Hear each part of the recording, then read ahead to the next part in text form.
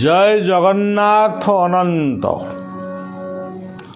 ଅନନ୍ତଙ୍କର ପବିତ୍ର ଆଶ୍ରମର ଶାଖା ମଣିକୁନ୍ଦା ଗ୍ରାମ ମାର୍ଶାଘାଇ ସଂଘ ଦ୍ୱାରା ପ୍ରତିଷ୍ଠା ହୋଇଛି ଏହି କ୍ଷୁଦ୍ର ଆଶ୍ରମଟି।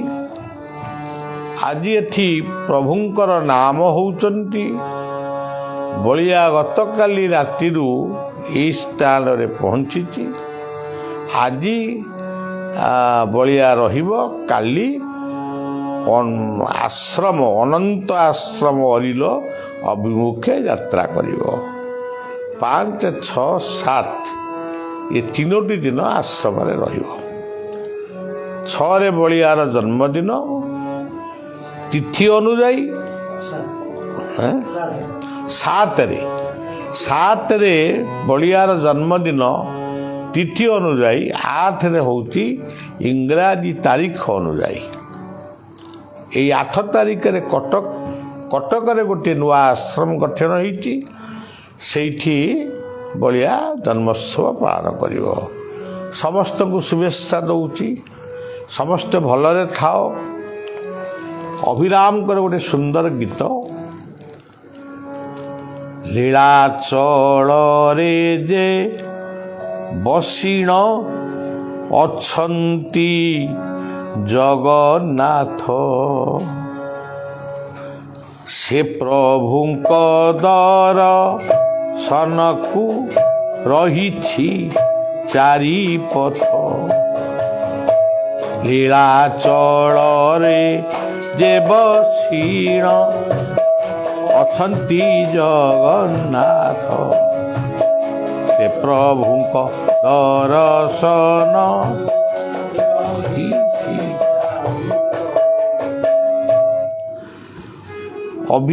ଅଭିରାମ କହିଲେ ଲୀଳାଞ୍ଚଳରେ ପ୍ରଭୁ ଜଗନ୍ନାଥ ଅଛନ୍ତି। ଭଲ କଥା, ଏଇଟା ସମସ୍ତେ ଜାଣିଛନ୍ତି। ତାପରେ କହିଲେ ତାଙ୍କ ଦର୍ଶନକୁ ଯିବାକୁ ହେଲେ 4ଟି ପଥ ଅଛି, ପ୍ରକୃତରେ ଅଛି। କିନ୍ତୁ ସେ 4ଟି ପଥଟି ପ୍ରକୃତରେ କ'ଣ? ଠାକୁର ଅଭିରାମ ଏହାକୁ ତତ୍ତ୍ୱ ମାର୍ଗରେ ବୋଧେ ଚିନ୍ତା କରିଛନ୍ତି ଯେ ଠାକୁର ଅଭିରାମ କ'ଣ ଚିନ୍ତା କଲେ ବଳିଆ କ'ଣ ଜାଣିଛି ନା ବଳିଆକୁ ସେ କହିଛନ୍ତି? ବଳିଆ ଭାବୁଛି ସେ ଜଣେ ତତ୍ତ୍ୱଦର୍ଶୀ ସାଧକ ଭାବରେ ଗୋଟିଏ ସିଦ୍ଧିରସ୍ତୁ,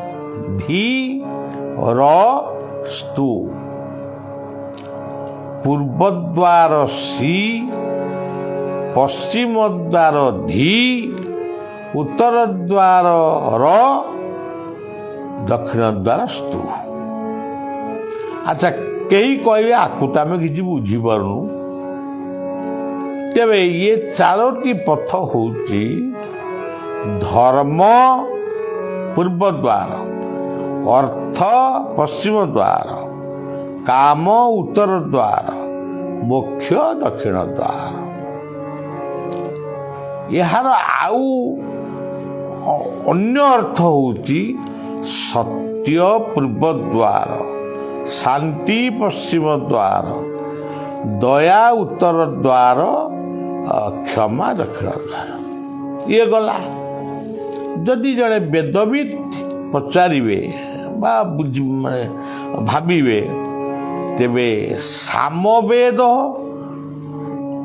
ହେଉଛି ପୂର୍ବ ଦ୍ୱାର, ଯଜୁର୍ବେଦ ପଶ୍ଚିମ ଦ୍ୱାର, ଇଏ ଉତ୍ତର ଦ୍ୱାର ଋଗ୍ବେଦ, ଏଇଟା ଦକ୍ଷିଣ ଦ୍ୱାର ହେଲା ଅଥର୍ବବେଦ। କିନ୍ତୁ ଏ କଥାଟା ଟିକେ ଗୋଳମାଳିଆ ହେଉଛି। ସାମବେଦଟା ପୂର୍ବ ଦ୍ୱାର କହିବା ଅର୍ଥ ହେଉଛି ସାମବେଦ ହେଉଛି ଭଗବାନଙ୍କ ଉଦ୍ଦେଶ୍ୟରେ ସ୍ତୁତି।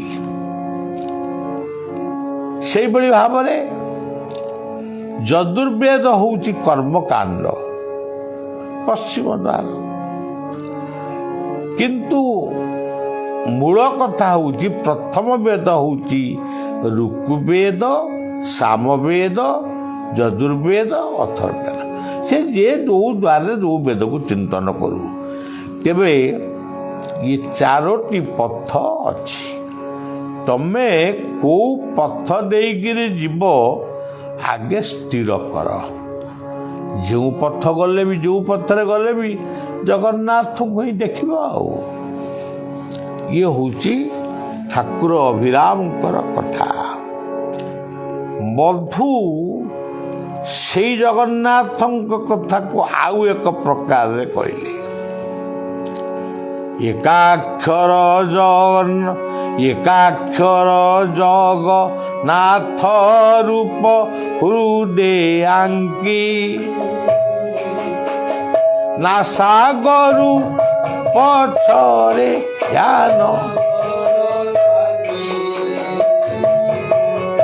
ଏକାକ୍ଷର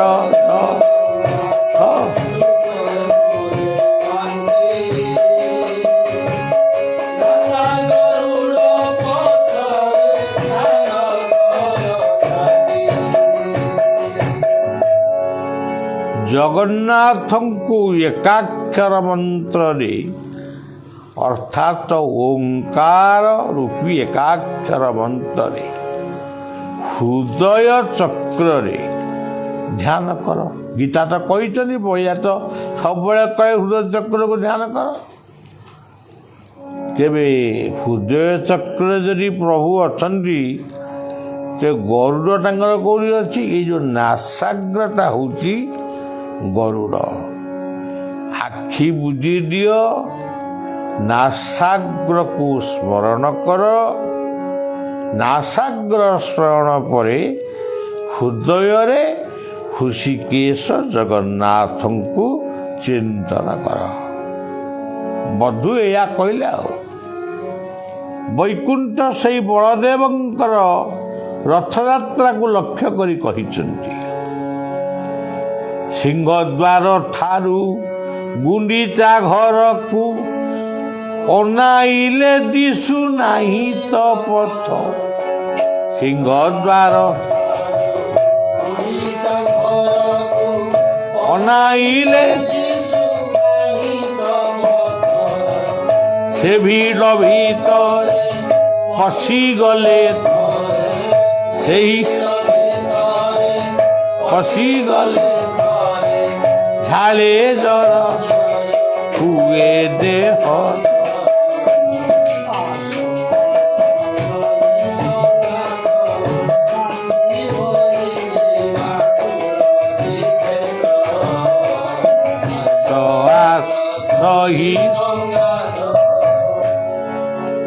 ବୈକୁଣ୍ଠ କହିଲେ ସମସ୍ତଙ୍କୁ ଡାକିଲେ, ଆସରେ ସମସ୍ତେ ମିଳିମିଶି ତୁଳସୀ କ୍ଷେତ୍ର ବଳଦେବଙ୍କୁ ଦର୍ଶନ କରିବା। ଆଜି ବି ଓଡ଼ିଶାରେ ଅନେକ ଜାଣନ୍ତି ନାହିଁ ବଳଦେବ କ୍ଷେତ୍ର ତୁଳସୀ କ୍ଷେତ୍ର ଇଚ୍ଛାପୁରେ ଅଛନ୍ତି। ତେଣୁ ଲୋକ ଭାବନ୍ତି ଜଗନ୍ନାଥ ତ ସବୁ ବର ଦେବେ, ବଳଦେବ କ'ଣ କରିବେ, ଏଠି କାହିଁକି ଯିବା? ଏସବୁ କଥା ନୁହେଁ। ମୁଁ ଗୋଟିଏ କଥା ଆପଣମାନଙ୍କୁ ମନେ ପକାଇ ଦେଉଛି। ବାଲେଶ୍ୱରର ଏଇ ସେବକର ଜଣେ ଶିଷ୍ୟା, ସେ ମୋତେ କହିଲେ ସେ ଯାଇଥିଲେ ଜଗନ୍ନାଥଙ୍କ ଦର୍ଶନକୁ। ଏତେ ଭିଡ଼ ହେଲା ଯେ ସେ ଆଉ ଦର୍ଶନ କରିପାରିଲେ ନାହିଁ, ବସିକିରି କାନ୍ଦିଲେ। ତାଙ୍କ ସ୍ୱାମୀ କହିଲା, କାହିଁ କାନ୍ଦୁଛ? ଚାଲ ଅନ୍ୟାନ୍ୟ ଯେଉଁ ଦେବୀ ଦେବତା ମାନେ ଆମ ମନ୍ଦିର ଭିତରେ ଅଛନ୍ତି ତାଙ୍କୁ ଦେଖିବା, ଦର୍ଶନ କରିବା।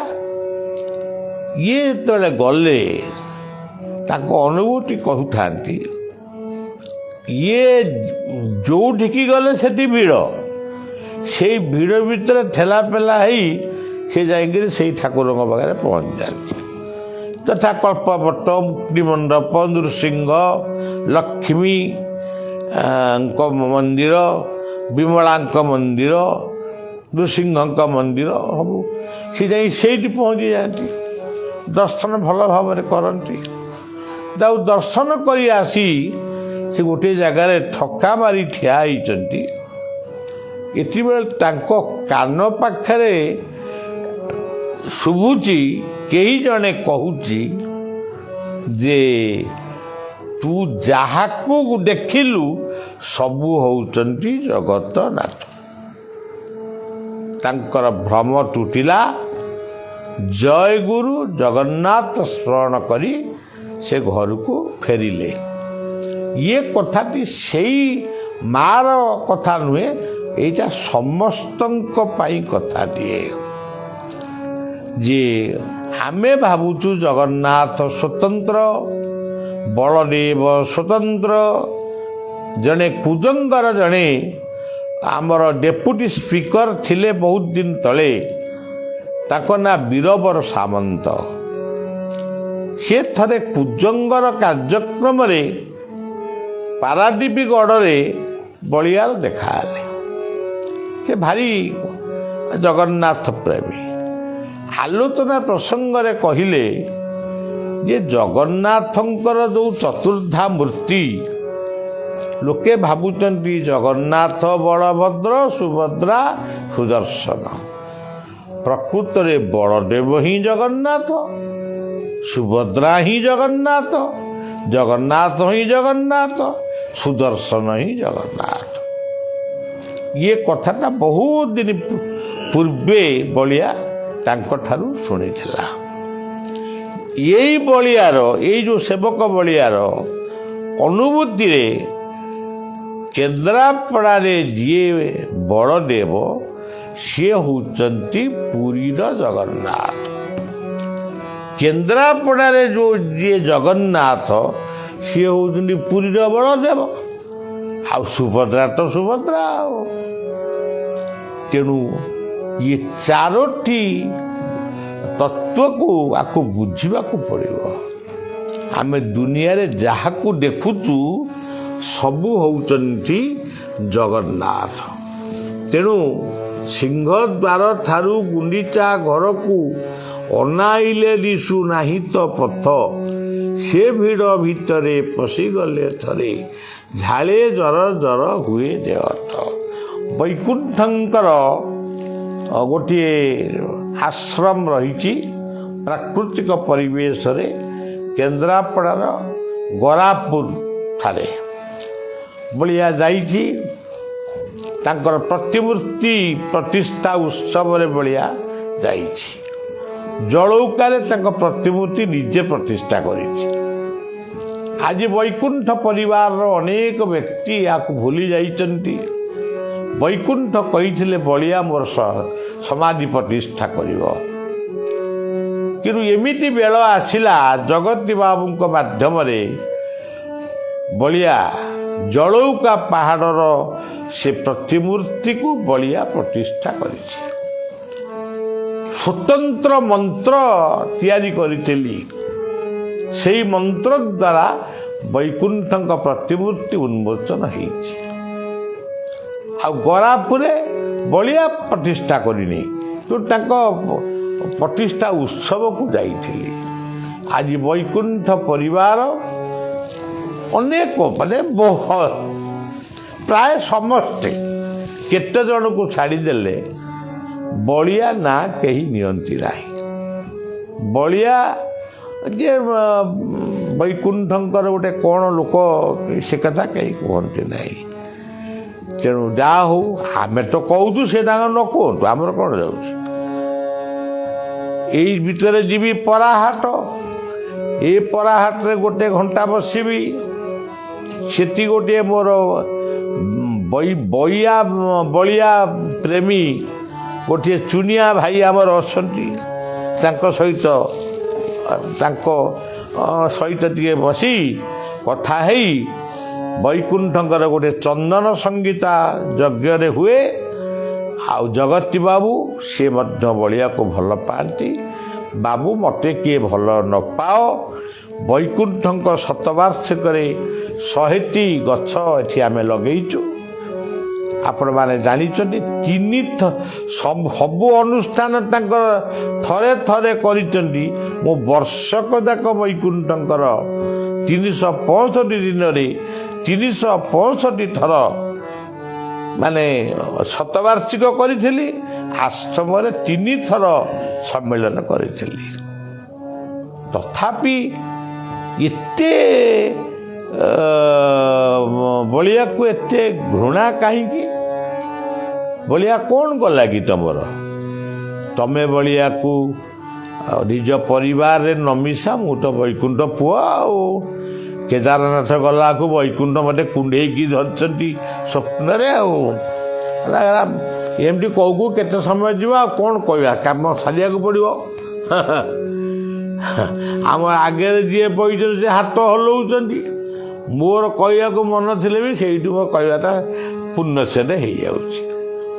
ଆଚ୍ଛା, ବାବା କହିଲେ, କାଲି ତ କହିଥିଲେ, ଆଜି ପୁଣି କହୁଛି, ସଂଶୟ ଯୋଉଠି ଅଛି ସେ ବିନାଶ ହବ। ବଳିଆ ଯଦି ବୈକୁଣ୍ଠ ଉପରେ ସଂଶୟ ରଖିବ ବିନାଶ ହବ। ଗୋଟେ କଥା ମୁଁ ବାୟାଙ୍କ କଥା କହୁଛି। ଦିନେ ଟିକିରି ମଠକୁ ଗଲି, ବାୟା ବାବା ପାଖରେ ବସିଲି, ତାପରେ ଟିକେ ତଳକୁ ଆଇଲି। ସେ ପାନ ଯାଚିଲେ, ମୁଁ ମିଛ କହିଦେଲି ପାନ ଖାଏନି, ଗୋଟେ ବାହାଦୁରୀ ଦେଖେଇଦେଲି। ତାପରେ ଯେତେବେଳେ ପାନ ଖାଇଲି ପାଟି ଯାକ ସବୁ ଘା ହେଲା, ବାଧ୍ୟ ହୋଇକିରି ଛାଡ଼ିଲି। ମହାପୁରୁଷ ମାନେ ଏଇଆ। ତାପରେ ତଳକୁ ଆସି ପୁଣି ଉପରକୁ ଗଲି। ମୋତେ ତ ବାୟା ଚେୟାର ଖଣ୍ଡେ ଦିଏ, ବଳିଆ ସେଠି ବସିଲା। ବାୟା ସବୁ ଗପସପ ହଉଥିଲେ। ଜଣେ ମାଢୁଆଳି ବାବୁ ଆଇଲେ, ପୁଳାଏ ଖଣ୍ଡେ କପଡ଼ା ଧରିକି ଯାଇଥାନ୍ତି। ବାୟା ତାକୁ ସବୁ ବସିକିରି ଦେଖିଲା, କେଉଁ କପଡ଼ାଟା କେତେ ଦାମ ଏବଂ ସେ କପଡ଼ାଟାକୁ ଆଶ୍ରମ ବାବାଜୀ ମାନେ ପିନ୍ଧିବେ ସେଇ କଥା ବାୟା ସବୁ ମୁଲେଇଲା। ଏଇଟା ବାବୁ କେତେ? ନା ଏଇଟା ଏମିତି, ତା କ'ଣ ଭଲ ସୁଗୁନଟାଏ। ବଳିଆ କିନ୍ତୁ ଭାବୁଥାଏ, ଏଡ଼େ ବଡ଼ ମହାପୁରୁଷ, ଇଏ ଲୁଗା କ'ଣ ମୁଲେଇଲେଣି?